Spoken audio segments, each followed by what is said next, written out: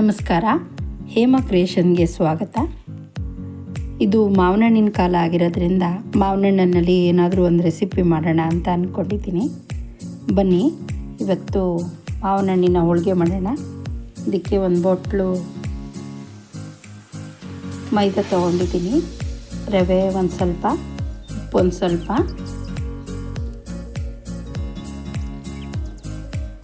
ಒಂದು ಬೌಲಲ್ಲಿ ಮೊದಲು ಮೈದಾ ಹಿಟ್ಟನ್ನು ಸ್ವಲ್ಪ ಹಾಕೊಳ್ಳೋಣ.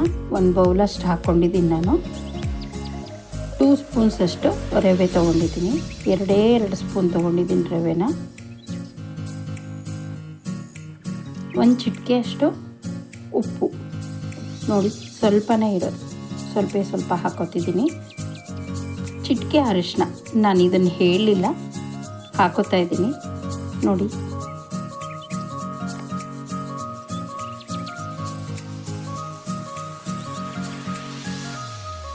ಇದನ್ನೆಲ್ಲ ಕ್ಲೀನಾಗಿ ಮಿಕ್ಸ್ ಮಾಡ್ಕೊಂಬಿಡಿ, ನೀಟಾಗಿ ಕೈಯಲ್ಲಿ ನೀಟಾಗಿ ಮಿಕ್ಸ್ ಮಾಡ್ಕೊಳ್ಳಿ. ಎಲ್ಲ ಒಂದು ಕಡೆ ಮಿಕ್ಸ್ ಆಗಬೇಕು. ಇವಾಗ ಇದನ್ನು ನೀರು ಹಾಕಿ ಸ್ವಲ್ಪನೇ ಗಂಟುಗಳಿಲ್ಲದೆ ಕಲಿಸ್ಕೋಬೇಕು. ಸ್ವಲ್ಪ ಚಪಾತಿಗಿಂತ ಮೆತ್ತಗೆ ಬರಬೇಕು.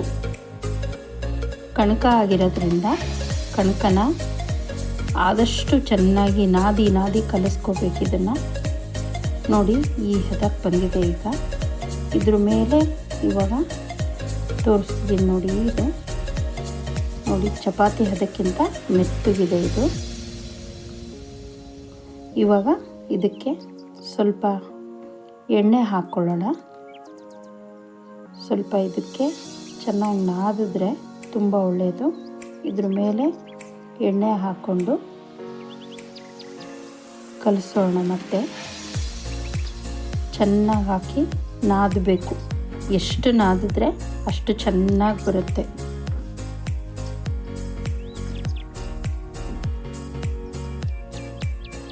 ಚೆನ್ನಾಗಿ ಹಾಕ್ಕೊಂಡು ನಾದಬೇಕು. ನಾದಿದಷ್ಟು ಚಿರೋಟಿ ರವೆ ಹಾಕಿರೋದ್ರಿಂದ ಚೆನ್ನಾಗಿ ನಾದಬೇಕು. ಸ್ವಲ್ಪ ರೆಸ್ಟಲ್ಲಿ ಬಿಟ್ಬಿಡೋಣ. ಇದ್ರ ಮೇಲೆ ಸ್ವಲ್ಪ ನೀರು ಚುಮ್ಕಿಸ್ಕೋಬೇಕು. ನೀರು ಚುಮ್ಕಿಸೋದು ಬಿಟ್ಟರೆ ರವೆ ಇದೆಯಲ್ಲ ಉಬ್ಬುತ್ತೆ, ಮೈದಾ ಹಿಟ್ಟು ಅಷ್ಟೇ ಉಬ್ಬುತ್ತೆ. ಸ್ವಲ್ಪ ಚೆನ್ನಾಗಿ ಒಂದು ಸ್ವಲ್ಪ ಚುಮ್ಕಿಸ್ಕೊಂಡ್ರೆ ಸಾಕು. ನೀರನ್ನ ಇದ್ರ ಮೇಲೆ ಚುಮ್ಕಿಸ್ಕೋಬೇಕು. ಹಿಟ್ಟಿನ ಮೇಲೆ ಚುಮ್ಕಿಸ್ಬಿಟ್ಟು ಒಂದು ಪ್ಲೇಟ್ ಹಾಕಿ ಮುಚ್ಚಿಬಿಡಿ, ಇಲ್ಲ ಒಂದು ಬಟ್ಟೆನಲ್ಲಾದರೂ ಮುಚ್ಚಿಟ್ರೂ ನಡೆಯುತ್ತೆ. ನಾನು ಇದು ಸೀಕರಣೆ ಮಾಡ್ಕೊಳ್ಳಿಕ್ಕೆ 2 ಮಾವಿನ ಹಣ್ಣು, ಬೆಲ್ಲ, ನಮ್ಮನೇಲಿ ಸ್ವೀಟ್ ಜಾಸ್ತಿ ತಿಂತಾರೆ, 2-3 ಸ್ಪೂನಷ್ಟು ನಾನು ರವೆ ತೊಗೊಂಡಿದ್ದೀನಿ, 1 ಬಟ್ಲು ಕಾಯಿ ತುರಿ ತೊಗೊಂಡಿದ್ದೀನಿ, ಏಲಕ್ಕಿ ಪುಡಿನ ಹಾಕೋತಿದ್ದೀನಿ, ಮಾವಿನ ಹಣ್ಣನ್ನು ಕಟ್ ಮಾಡಿ ತೊಗೊತಿದ್ದೀನಿ. ಇದು ಯಾವ ಜಾತಿ ಮಾವಿನ ಹಣ್ಣು ಅಂತ ನನಗೆ ಗೊತ್ತಿಲ್ಲ, ಬಟ್ ಮಾತ್ರ ಸ್ವೀಟಾಗಿ ತುಂಬ ಚೆನ್ನಾಗಿದೆ. ಇದನ್ನೆಲ್ಲ ಕಟ್ ಮಾಡ್ಕೊಳ್ಳೋಣ ನೀಟಾಗಿ. ಒಂದು ಬೌಲಲ್ಲಿ ಕಟ್ ಮಾಡಿಕೊಂಡು ಪೀಸಸ್ನ ಇಟ್ಕೊಳ್ಳೋಣ. 1 ಬಟ್ಲು ಕಾಯಿ ತುರಿ, ಬೆಲ್ಲ ಮತ್ತು ರವೆನ, ಇದನ್ನೆಲ್ಲ ಚಿರೋಟಿ ರವೆ ತೊಗೊಂಡಿದ್ದೀನಿ ನಾನು. ಚಿರೋಟಿ ರವೆ ನೋಡಿ ಸಣ್ಣಗಿದೆ, ಚೆನ್ನಾಗಿ ಬರುತ್ತೆ. ಬೈಂಡಿಂಗ್ ಎಲ್ಲ ತುಂಬ ಚೆನ್ನಾಗಾಗುತ್ತೆ ಚಿರೋಟಿ ರವೆನ ಹಾಕೋದ್ರಿಂದ. ಮಾವಿನ ಹಣ್ಣು ಪಲ್ಪನ್ನು ನಾನು ಆಲ್ರೆಡಿ ರೆಡಿ ಮಾಡ್ಕೊಂಡಿದ್ದೆ, ತೋರಿಸ್ತಾ ಇದ್ದೀನಿ ನೋಡಿ. ಮಾವಿನ ಹಣ್ಣು 1 ಬೌಲ್ ತೊಗೊಂಡಿದ್ದೀನಿ. ಇದನ್ನು ಮಿಕ್ಸಿ ಜಾರಿಗೆ ಹಾಕಿಬಿಟ್ಟು ಇವಾಗ ರುಬ್ಕೊಳ್ಳೋಣ.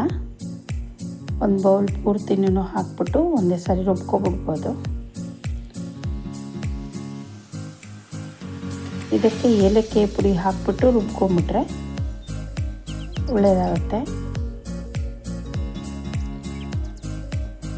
ನಾನು ನಿಮಗೆ ಹೋದ ಸರಿ ವಿಡಿಯೋ ಮಾಡಿದಾಗ ಹೇಳಿದ್ದೆ, ಪ್ರೆಸ್ಟೀಜ್ ಅವ್ರದ್ದು 750 ವ್ಯಾಟ್ಸಿಂದು ನಾನು ಮಿಕ್ಸಿ ತೊಗೊಂಡಿದ್ದೆ ಅಂತ ಅಂದ್ಬಿಟ್ಟು. ತುಂಬ ಚೆನ್ನಾಗಿದೆ.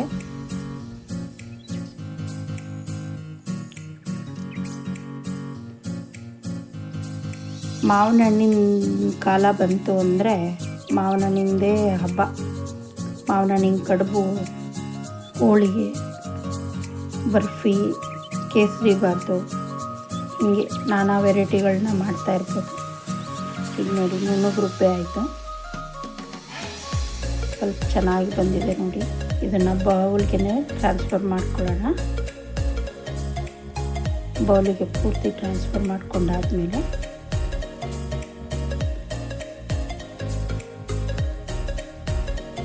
ಇದಕ್ಕೆ ಈ ಒಂದು ಬೌಲ್ ಪಲ್ಪಿಗೆ ಇವಾಗ ನಾವು ಹೂರ್ಣ ಮಾಡ್ಕೊಳ್ಳೋಕೆ ಇಟ್ಕೊಳ್ಳೋಣ. ಮೊದಲು ಸ್ಟವ್ ಆನ್ ಮಾಡ್ಕೊಳ್ಳೋಣ. ನಾನು ಪ್ಯಾನ್ ತೊಗೊಂಡಿದ್ದೆ, ಸ್ಟವ್ ಆನ್ ಮಾಡಿದ್ದಿಲ್ಲ, ಆನ್ ಮಾಡ್ಕೊತಿದ್ದೀನಿ. ನಾನೇ ಮೊಬೈಲ್ ತೊಗೊಂಡು ವಿಡಿಯೋ ಮಾಡ್ತಿರೋದ್ರಿಂದ ಸ್ವಲ್ಪ ತಬ್ಬಿಬ್ಬಾಗ್ತಿದೆ, ಏನು ಅನ್ಕೋಬೇಡಿ. ಸ್ಟವ್ ಆನ್ ಮಾಡಿ ಪ್ಯಾನ್ ಇಟ್ಕೊಂಡು ಇದರೊಳಗೆ ಡೈರೆಕ್ಟಾಗಿ ಬೆಲ್ಲನ ಹಾಕ್ಕೊಳ್ಳೋಣ. ಬೆಲ್ಲನ ಒಂದು ಬಟ್ಲು ತೊಗೊಂಡಿದ್ನಲ್ಲ, ನಿಮಗೆ ಬೇಕು ಅಂದರೆ ಕಮ್ಮಿ ತೊಗೊಳ್ಳಿ, ಯಾಕಂದರೆ ಮಾವಿನ ಹಣ್ಣಲ್ಲಿ ಆಲ್ರೆಡಿ ಸ್ವೀಟ್ ಇರುತ್ತೆ. ನನ್ನ ಮಕ್ಕಳು ಚೆನ್ನಾಗಿ ಸ್ವೀಟ್ ತಿಂತಾರೆ, ಹಾಗಾಗಿ ನಾನು ಬೆಲ್ಲನ ಹಾಕ್ಕೊಂಡಿದ್ದೀನಿ. ಸ್ವಲ್ಪ ಕಮ್ಮಿ ತೊಗೊಂಡ್ರೂ ನಡೆಯುತ್ತೆ, ಚೆನ್ನಾಗಿ ಬರುತ್ತೆ. ಸಿಮ್ಮಲ್ಲೇ ಇಟ್ಕೊಂಡು ಆದಷ್ಟು ಬೆಲ್ಲನ ಇದನ್ನು ಮೀಡಿಯಮ್ ಲೆವೆಲಿಗೆ ಇಟ್ಕೊಳ್ಳಿ. ತುಂಬ ಮೀಡಿಯಮ್ ಲೆವೆಲಿಗೆ ಇಟ್ಕೊಂಡ್ರೆ ಬೆಲ್ಲ ಕರಗುತ್ತೆ. ಬೆಲ್ಲ ನೋಡಿ ಕರಗ್ತಾ ಇದೆ. ಬೆಲ್ಲ ತುಂಬ ಚೆನ್ನಾಗಿ ಬೆಲ್ಲ ಪುಡಿ ಮಾಡಿರೋದ್ರಿಂದ ಬೇಗನೆ ಕರಗ್ಬಿಡ್ತಿದೆ. ಇದನ್ನೆಲ್ಲ ಒಂದು ಸ್ಪೂನಿಂದ ಕ್ಲೀನಾಗಿ ಒಂದು ಕಡೆ ಇದು ಮಾಡ್ಕೊಳ್ಳೋಣ. ಸ್ವಲ್ಪ ಗೂರಾಡಿದರೆ ಬೆಲ್ಲ ಎಲ್ಲ ಕರೆಕ್ಟಾಗುತ್ತೆ. ನಾನು ಬೆಲ್ಲ ಕರಗೋದಕ್ಕೆ ಒಂದು ಸ್ವಲ್ಪ ನೀರು ಹಾಕ್ಕೊಂಡಿದ್ದೀನಿ. ತುಂಬ ಬೇಡ ನೀರು, ತುಂಬ ಗಟ್ಟಿ ಪಾಕನೂ ಬೇಡ, ನೀರಾದರೆ ಸಾಕು. ಬೆಲ್ಲ ನೀರಾಗೋ ಥರ ಆಗಿಬಿಟ್ರೆ ಸಾಕು. ತುಂಬ ಗಟ್ಟಿ ಪಾಕ, ಒಂದೆಳೆ ಪಾಕ ಆ ಥರದ್ದು ಏನು ಬೇಡ. ಏನಕ್ಕೆ ಅಂದರೆ ಮಾವಿನ ಹಣ್ಣು ಹಾಕಿದ್ಮೇಲೆ ಮತ್ತು ಇದು ಮಾಡಬೇಕಾಗುತ್ತೆ, ಅದು ತುಂಬ ಗೂರಾಡಬೇಕಾಗ್ತದೆ. ಗೂರಾಡೋದು ಅಂದರೆ ತಿರ್ಬೋದು, ನಮ್ಮ ಕಡೆ ಗೂರಾಡೋದು ಅಂತ ಹೇಳ್ತಾರೆ. ಅದಕ್ಕೆ ಕೊಬ್ಬರಿ ಹಾಕ್ಕೊಂಬಿಟ್ಟೆ, ಕೊಬ್ಬರಿ ತುರಿ ಹಾಕ್ಕೊಂಡಿದ್ದೀನಿ ನೋಡಿ. ಕೊಬ್ಬರಿ ಅಂತ ಹೇಳಿಬಿಟ್ಟೆ. ಕಾಯಿ ತುರಿ, ಹಸಿ ಕಾಯಿ ತುರಿನೇ ನಾನು ಇದರಲ್ಲಿ ಬಳಸಿರೋದು. ಹಸಿ ಕಾಯಿ ತುರಿ ಚೆನ್ನಾಗಿ ತಿರುಗಬೇಕು, ಎಲ್ಲದಕ್ಕೂ ಕರೆಕ್ಟಾಗಿ ಹೊಂದ್ಕೋಬೇಕು. ಚೆನ್ನಾಗಿ ಗೂರಾಡಬೇಕು ನೋಡಿ. ಎಲ್ಲ ಹೊಂದ್ಕೊಂತು ಸಿಮ್ಮಲ್ಲೇ ಮಾಡ್ಕೊಳ್ಳಿ, ನಿಧಾನಕ್ಕೆ ಸಿಮ್ಮಲ್ಲಿ ಮಾಡ್ಕೊಳ್ಳಿ. ಚೆನ್ನಾಗಿ ಹೊಂದ್ಕೊಳ್ಳುತ್ತದು. ಹೊಂದ್ಕೊಂಡಾಗ ಚೆನ್ನಾಗಿ ಇರುತ್ತೆ. ಇಲ್ಲ ಬೇಗ ನಾವು ಜೋರು ಫ್ಲೇಮಲ್ಲಿ ಇಟ್ಕೊಂಬಿಟ್ರೆ ಎಲ್ಲ ಸೀದಂಗೆ ಆಗಿಬಿಡುತ್ತೆ. ಹಾಗಾಗಿ ಸ್ವಲ್ಪನೇ ಮಾಡ್ತಿರೋದ್ರಿಂದ ಸಿಮ್ಮಲ್ಲಿ ಇಟ್ಕೊಂಡೇ ಮಾಡಿ.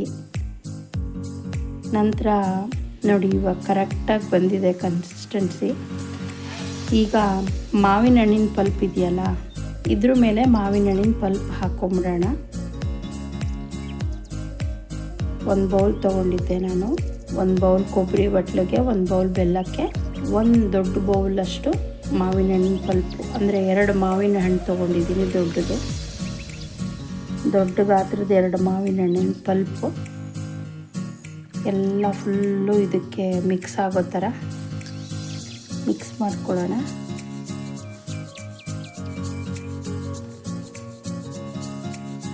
ಚೆನ್ನಾಗಿ ನೋಡಿ ಯಾವ ಥರ ಕಲರ್ ಇದೆ, ಆರೆಂಜ್ ಕಲರ್ ಇದೆ, ತುಂಬ ಸ್ವೀಟಾಗಿದೆ ಮಾವಿನ ಹಣ್ಣು.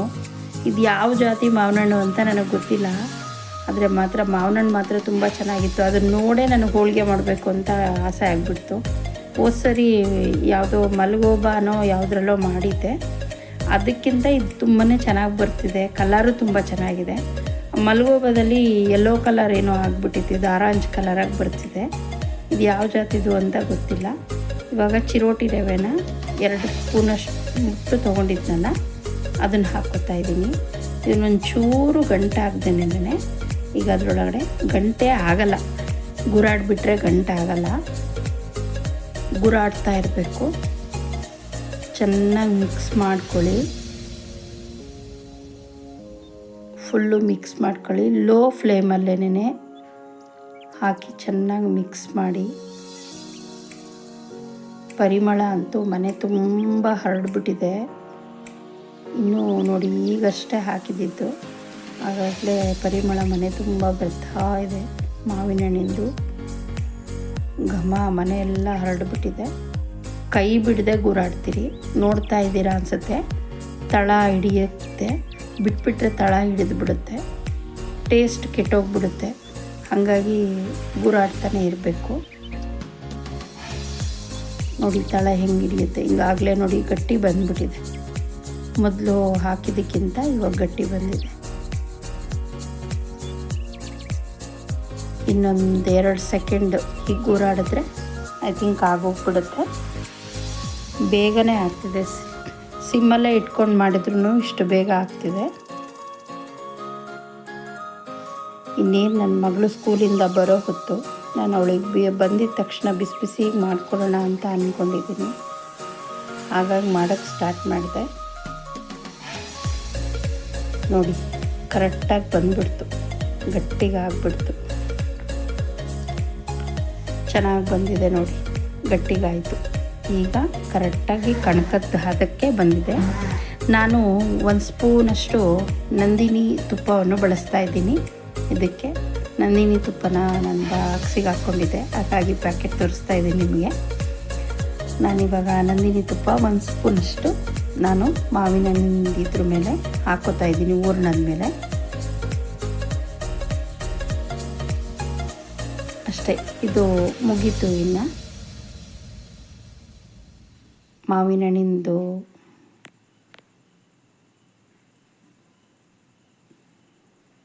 ಹೂರ್ಣ ರೆಡಿಯಾಗಿದೆ. ಈಗ ನೋಡಿ, ನೀವೇ ನೋಡ್ತಿರ್ಬೋದು, ಬಾಣಲಿ ಕಚ್ಕೊತಾನೇ ಇಲ್ಲ, ಅದು ಎಲ್ಲ ತಳ ಬಿಡ್ತಾ ಇದೆ ನೋಡಿ. ಈಗ ಸ್ಟವ್ ಆಫ್ ಮಾಡಿಬಿಡಿ. ರೆಡಿಯಾಗಿದೆ. ಈಗ ಇದನ್ನು ರೆಸ್ಟ್ ಮಾಡೋದಕ್ಕೆ ಬಿಟ್ಬಿಡಿ, ತಣ್ಣಗಾಗಲಿ.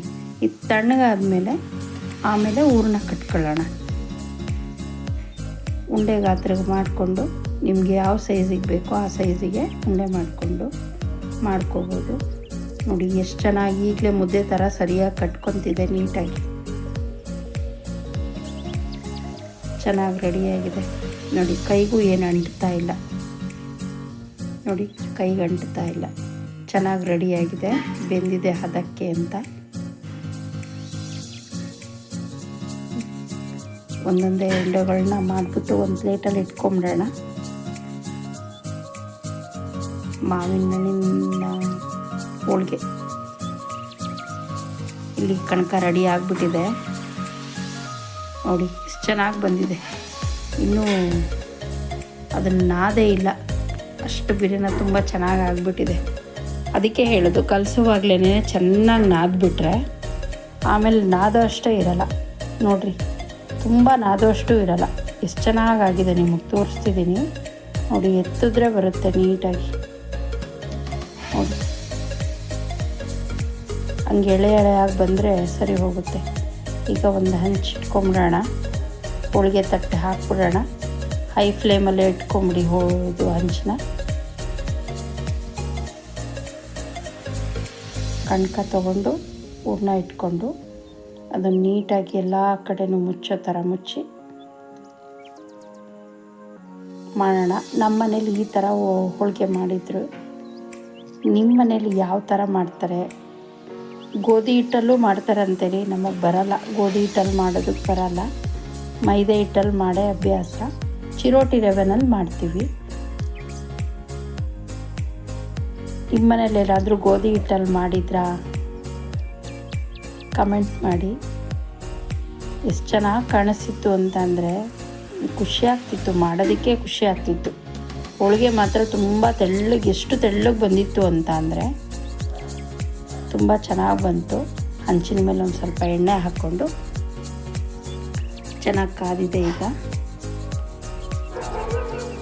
ಇವಾಗ ಹಾಕ್ಕೊಂಬಿಡೋಣ. ನೋಡಿ ಎಷ್ಟು ಚೆನ್ನಾಗಿ ಕಾಣಿಸ್ತಿದೆ. ಈ ಬಿಳಿ ಪಾರ್ಟ್ ಏನಿದೆಯಲ್ಲ, ಕೆಲವರು ಎತ್ತಬೇಕಾದ್ರೆ ಕಿತ್ತೋಗ್ಬಿಡುತ್ತೆ ಅಂತ ಹೇಳ್ತಾರೆ. ಸಿಮ್ಮಲ್ಲಿ ಇಟ್ಕೊಳ್ಳಿ, ಸ್ವಲ್ಪ ಸಿಮ್ಮಲ್ಲಿ ಇಟ್ಕೊಂಬಿಡಿ. ಈ ಬಿಳಿ ಪಾರ್ಟ್ ಇದೆಯಲ್ಲ, ಮೇಲ್ಗಡೆ ಬಿಳಿ ಪಾರ್ಟು, ಅದು ಕಲರಿಗೆ ತಿರುಗುತ್ತೆ, ಯೆಲ್ಲೋ ಕಲರಿಗೆ ತಿರುಗುತ್ತೆ. ನಾವು ಕಣಕಕ್ಕೆ ಯೆಲ್ಲೋ ಕಲರ್ ಹಾಕಿರ್ತೀವಲ್ವ, ಆ ಕಣಕಕ್ಕೆ ಯೆಲ್ಲೋ ಕಲರ್ ತಿರುಗಿದಾಗ ನೋಡಿ ಈ ಥರ ತಿರುಗಿದೆ. ಇವಾಗ ನಾವು ತಿರುಗ್ಬೋದು. ಅದಕ್ಕೆ ಮುಂಚೆನೇ ತಿರುವು ಹಾಕಿದ್ರೆ ಕಿತ್ತೋಗ್ಬಿಡುತ್ತೆ. ಹಾಗಾಗಿ ಹೋಳಿಗೆ ಮಾಡೋ ಅದನ್ನು ನೋಡ್ಕೊಬೇಕು ನೀಟಾಗಿ. ನಾನು ಹಿಂಗೆ ಮಾಡಿರೋದ್ರಲ್ಲಿ ಒಂದು 7 ಹೋಳಿಗೆ ಆಗಿದೆ. 7 ಉಂಡೆಗಳನ್ನ ಕಟ್ಟಿಟ್ಟಿದ್ದೀನಿ. ಈಗ ಒಂದೊಂದಾಗಿ ಮಾಡ್ಕೊಂಡು ಬರೋಣ. ಪರಿಮಳ ಮಾತ್ರ ಸೂಪರಾಗಿ ಬರ್ತಿದೆ ರೀ. ಬೇಯಿಸ್ತಿದ್ರೆ ಘಮ ಘಮ ಅಂತಿದೆ. ಒಂದೊಂದೇ ಹೋಳಿಗೆ ಕಲರ್ ಅಂತೂ ಅಲ್ಟಿಮೇಟ್ ಕಣ್ರಿ. ಆರೆಂಜ್ ಕಲರಾಗಿ ಬಂದಿದೆ, ಸಖತ್ತಾಗಿ ಕಾಣಿಸ್ತಿದೆ. ನೋಡೋದಕ್ಕೆ ಖುಷಿಯಾಗಿ ಹೋಗ್ತಿದೆ. ನನ್ನ ಮಗಳಾಗಲೇ ತಟ್ಟೆ ಇಟ್ಕೊಂಡು ರೆಡಿ ಆಗಿಬಿಟ್ಟಿದ್ದಾಳೆ. ಮತ್ತೆ ಎಣ್ಣೆ ಹಾಕ್ಕೊಂಡು ಇನ್ನೊಂದೆರಡು ಹೋಳಿಗೆ ಬೇಯಿಸ್ಕೊಂಬಿಡೋಣ.